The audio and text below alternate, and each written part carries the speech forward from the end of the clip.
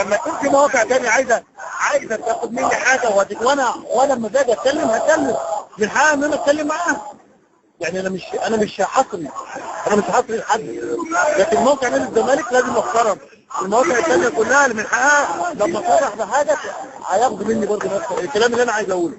لكن مفيش مشكله حضرتك تتكلم مع كل المواقع. مفيش مشكله خالص.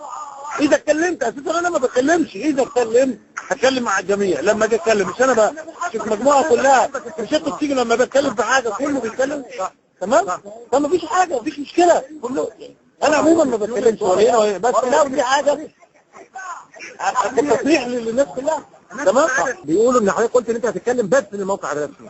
لا انا ما قلتش بس للموقع الرسمي، لا الموقع الرسمي ليه الاولويه والناس كلها اللي موجوده. اي حد انا عايز اتكلم في الوقت اللي مناسبني هتكلم فيه.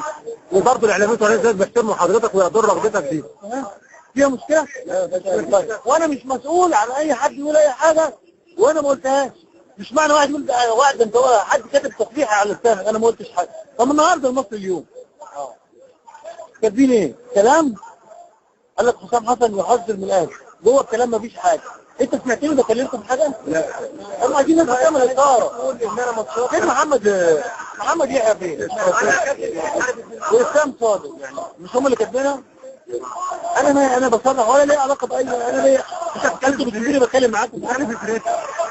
انا عندي ماتشات بركز فيها انا ليه مش انا كل همي مع فرقتي بس لكن كل الفرق كل المنافسين 16 فرقه 15 فرقه واحترامهم كلهم فرقه محترمه مدربين محترمين واجهزه محترمه ولاعيبه محترمه. فاتكلمنا بقى لماتش المقصه يا كابتن.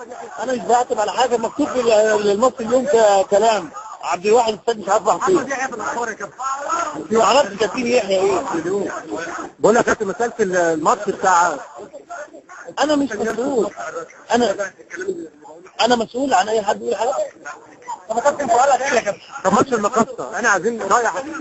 الاعلام كتير من الاوقات بيكتبوا اي حاجه على اي حد وباي لسان وكلام ما اتقالش.